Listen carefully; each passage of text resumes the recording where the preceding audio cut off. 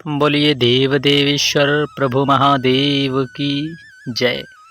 बोलिए गजानंद श्री गणेश भगवान की जय। श्री कृष्ण राधे राधे।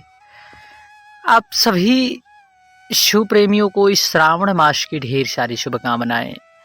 श्रावण मास में हर एक क्षण हर एक दिन आप में भगवान की कृपा प्राप्त कराने वाला होता है। इसलिए हर एक दिन अभी आपने सोमवार की कथा को श्रवण किया होगा और आज मंगलवार अर्थात इस श्रावण मास का पहला मंगला गौरी व्रत है। देखिए, यह माँ आदि शक्ति अम्बा जगदम्बा को प्रसन्न करने के लिए, मनोवांछित फल की कामना के लिए माँ आदि शक्ति की आराधना भक्तजन करते हैं और यह मंगला गौरी का पहला व्रत है। आज मंगला गौरी व्रत का क्या वर्णन है, इसकी क्या कथा है, आज के अध्याय में यही संपूर्ण कथा श्रवण करने वाले हैं। एक बार बोलिए माँ आदि शक्ति अम्बा जगदम्बा की जय। ईश्वर बोले अर्थात देव देवेश्वर प्रभु महादेव बोले, हे सनत कुमार, अब मैं अच्युतम भौम व्रत का वर्णन करूंगा जिसके अनुष्ठान करने मात्र से वैधव्य नहीं होता। विवाह होने के पश्चात यह व्रत कब करना चाहिए, इसकी कथा में आपको संपूर्ण व्याख्या मिलेगी। विवाह होने के पश्चात 5 वर्ष तक यह व्रत करना चाहिए। कब? विवाह होने के बाद 5 वर्ष तक। इसका नाम मंगला गौरी व्रत है। यह पापों का नाश करने वाला व्रत है। विवाह के पश्चात प्रथम श्रावण के शुक्ल पक्ष में पहले मंगलवार को यह व्रत आरंभ करना चाहिए। केले के खंभों से सुशोभित एक पुष्प मंडप बनाना चाहिए और उसमें अनेक प्रकार के फलों तथा रेशमी वस्तुओं से सजाना चाहिए। उस मंडप में अपने सामर्थ्य के अनुसार देवी की स्वर्णमयी अथवा अन्य धातु की बनी प्रतिमा स्थापित करनी चाहिए और 16 उपचारों से, 16 दूर्वा दलों से, 16 अपामार्ग दलों से, 16 चावल से तथा 16 चने की दाल से मंगला गौरी नामक देवी की पूजा करनी चाहिए। 16 बत्तियों से 16 दीप जलाने चाहिए। दही तथा भात का नैवेद्य भक्ति पूर्वक अर्पित करना चाहिए। देवी के पास पत्थर का शिल तथा लोढ़ा स्थापित करना चाहिए। 5 वर्ष तक इस प्रकार से करने के पश्चात उस व्रत का उद्यापन भी करना चाहिए। माता को वायन प्रदान करना चाहिए। अब उसकी विधि सुनो। अपने सामर्थ्य के अनुसार एक पल प्रमाण स्वर्ण की अथवा आधे प्रमाण की अथवा उससे भी आधे प्रमाण की मंगला गौरी की प्रतिमा निर्मित करानी चाहिए। अपनी शक्ति के अनुसार, अपनी सामर्थ्यता के अनुसार स्वर्ण आदि के बने तुंडुल पूरित पात्र पर वस्त्र तथा रमणीय कंचुक की ओढ़नी रखकर उन दोनों के ऊपर देवी की प्रतिमा स्थापित कर दें। समीप में चांदी से निर्मित सिल तथा लोढ़ा रखकर मां को वायन करना चाहिए। इसके बाद 16 सुवासिनियों को प्रयत्न पूर्वक भोजन भी कराना चाहिए। हे विप्र, इस विधि से व्रत करने पर 7 जन्मों तक सौभाग्य बना रहता है। पुत्र पौत्र आदि के साथ संपदा विद्यमान रहती है। यह मंगला गौरी की विधि थी। अब आगे इसकी कथा श्रवण करेंगे। यह कथा आप श्रावण मास के महत्व की कथा में सुन रहे हैं। आप सभी का कहीं ना कहीं किसी ना किसी जन्मों में भगवान देव देवेश्वर महादेव को प्रिय या पवित्र माँ, इस माँ में आप सभी का निश्चित है भगवान शिव के प्रति लगाव है और यह भगवान की कृपा और करुणा ही है जो हम सभी को इस कथा तक पहुंचा रही है। वरना हम सब की क्या सामर्थ्यता जो इस कथा को श्रवण करे, क्योंकि आज इस कली काल में हर व्यक्ति के पास कथा क्या, व्यक्ति को अपनी व्यथा ही सुनाने से जब उसे फुर्सत मिले। व्यक्ति अपनी व्यथा सुनता है और अपनी व्यथा सुनाता है। उसे कथा नहीं व्यथा ही भाती है, इसलिए उसके जीवन में व्यथा ही व्यथा भरी है। इसलिए यदि आपका मन यदि कथा में लग रहा है तो निश्चित है आपकी व्यथा अवश्य दूर हो जाएगी। सनत कुमार जी बोले, सर्वप्रथम इस व्रत को किसने किया और इसका फल किस प्रकार से प्राप्त हुआ, इसका क्या महत्व है, इसकी चर्चा हमें सुनाइए। हे शंभु, जिस तरह से मुझे इसके प्रति निष्ठा हो जाए कृपा करके वैसे ही बताइए। तब देवदेवेश्वर बोले, पूर्व काल में कुरुक्षेत्र में श्रुत कीर्ति नाम का एक विद्वान कीर्तिशाली शत्रुओं का नाश करने वाला 64 कलाओं का ज्ञाता तथा धनुर्विद्या में कुशल राजा हुआ था। पुत्र के अतिरिक्त अन्य सभी शुभ चीजें उस राजा के पास थी, अतः वह राजा संतान के विषय में अत्यंत चिंतित हुआ और जब ध्यान पूर्वक देवी की आराधना करने लगा तब उसकी कठोर तपस्या से देवी प्रसन्न हो गई।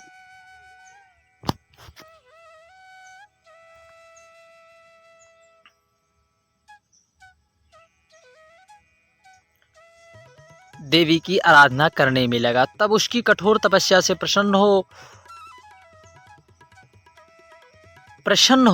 उसे यह वचन बोली, हे सुब्रत वर मांगो।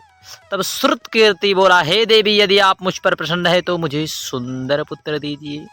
हे देवी, आपकी कृपा से अन्य किसी भी वस्तु का अभाव नहीं है। उसका यह वचन सुनकर पवित्र मुस्कान वाली समस्त जीवों में समस्त चराचर जीव जगत में मुस्कान उत्पन्न करने वाली सबके हृदय पर राज करने वाली माँ आदि शक्ति ने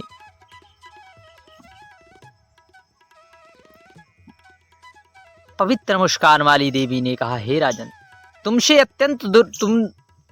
अत्यंत दुर्लभ वर मांगा है, फिर भी कृपावश मैं तुम्हें अवश्य दूंगी। किंतु हे राजेंद्र सुनिए, यदि परम गुणी पुत्र चाहते हो तो केवल वह 16 वर्ष जीवित रहेगा, और यदि रूप तथा विद्या विहीन पुत्र चाहते हो तो दीर्घायु जीवित होगा।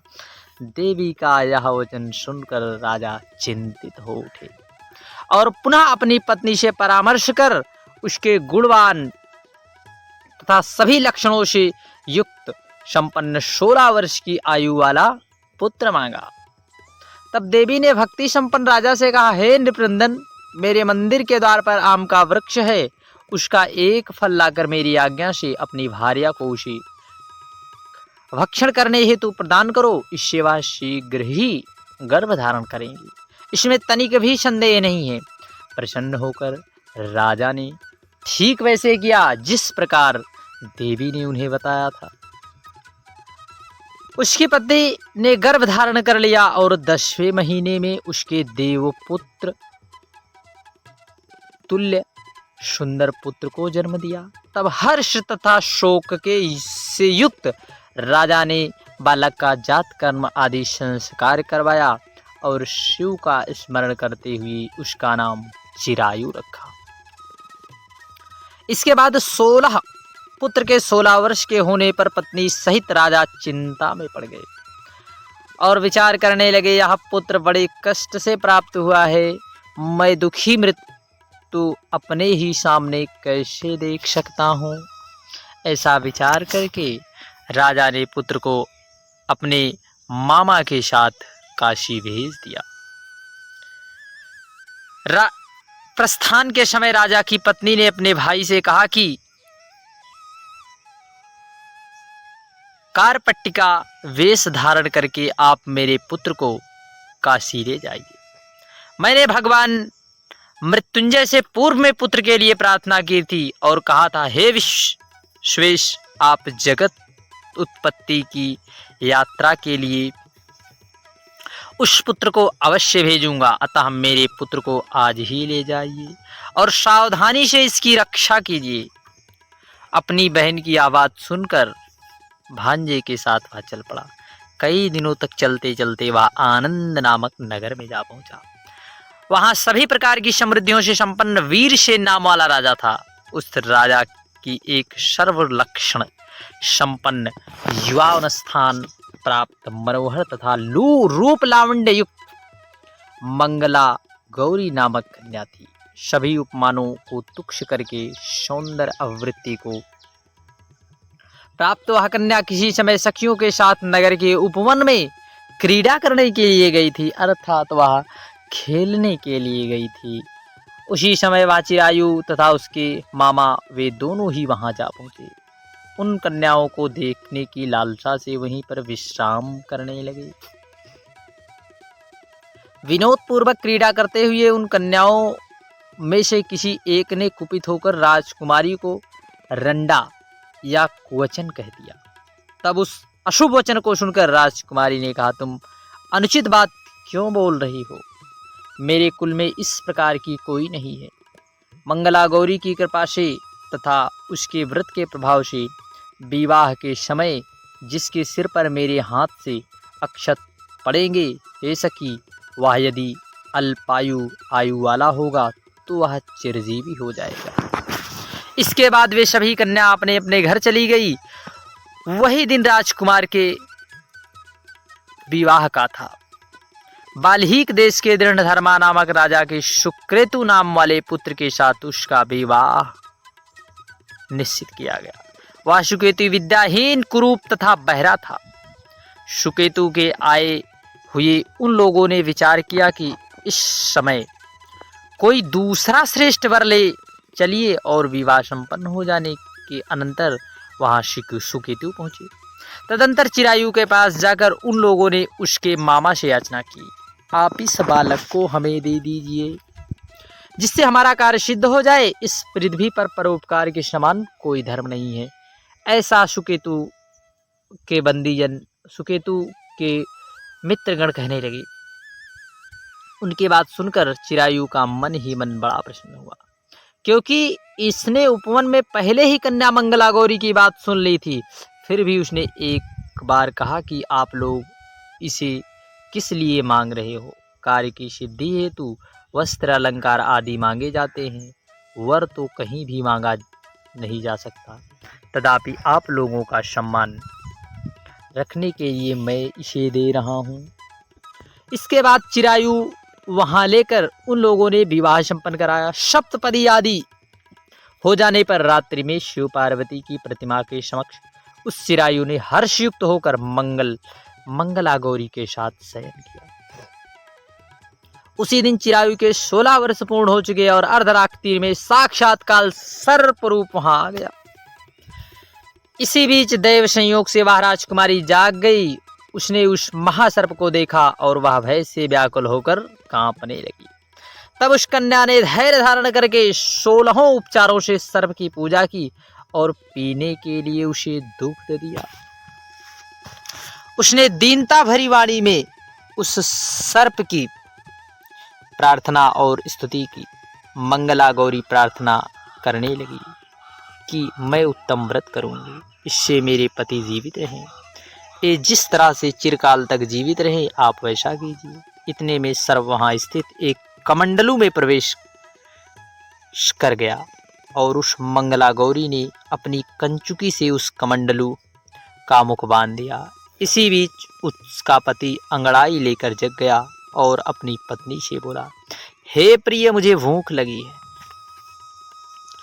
तब अपनी माता के पास जाकर वह खीर, लड्डू आदि ले आई और उसके द्वारा प्रदत्त भोज्य पदार्थ को उसने प्रसन्नता पूर्वक प्रसन्न चित्त भाव से खाया।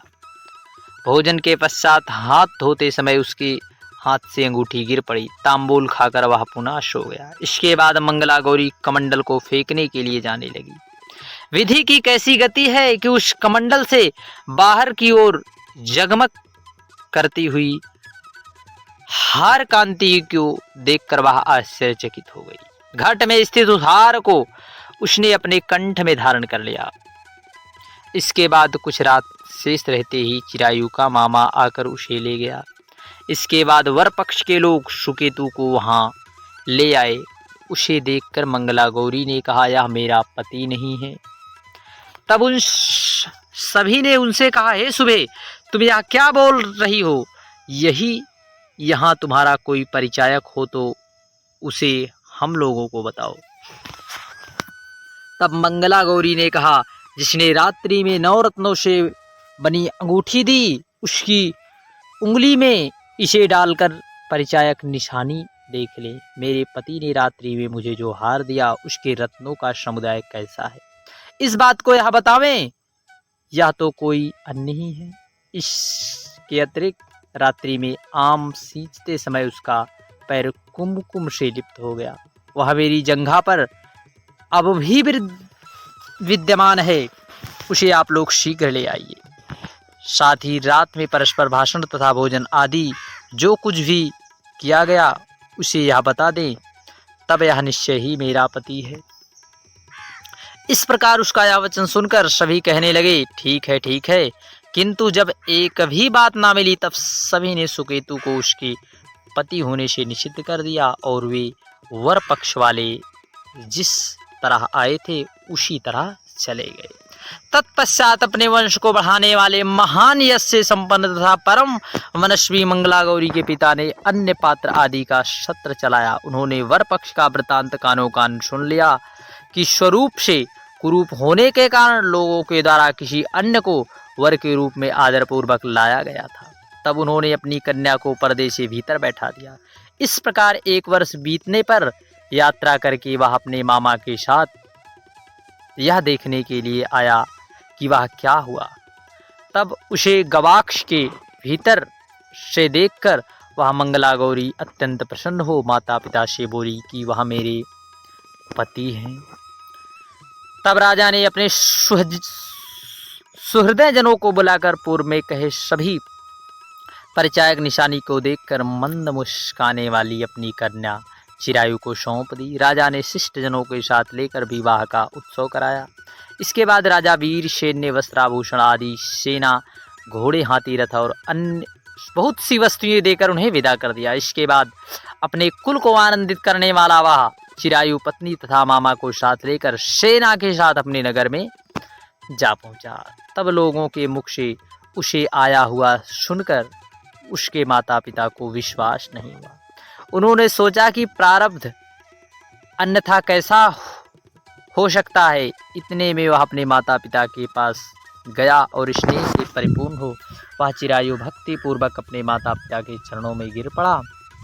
तब उस पुत्र का मस्तक सूंघकर उन दोनों ने परम आनंद प्राप्त किया। पुत्रवधू मंगला गौरी ने भी सास ससुर को प्रणाम किया। तब सास उसे अपनी गोद में बैठाकर सारा वृतांत शीघ्रता पूर्वक पूछने लगी। हे महामुने, तब पुत्रवधू ने भी मंगला गौरी के उस उत्तम व्रत महत्म तक तथा जो कुछ घटित हुआ वह सब वृतांत कहा। हे सनत कुमार, मैंने आपसे इस मंगला गौरी व्रत का वर्णन किया है। जो कोई भी इसका श्रवण करता है अथवा जो इसे कहता है, इसके सभी मनोरथ पूर्ण हो जाते हैं, इसमें तनिक भी संदेह नहीं। तब सूत जी महाराज बोले, हे ऋषियों, इस प्रकार शिव जी ने सनत कुमारों को यहाँ मंगला गौरी का महाव्रत बताया और उन्हें सभी कार्य को पूर्ण करने वाले इस व्रत को सुनकर महान आनंद की प्राप्ति हुई। बोलिए देव देवेश्वर महादेव की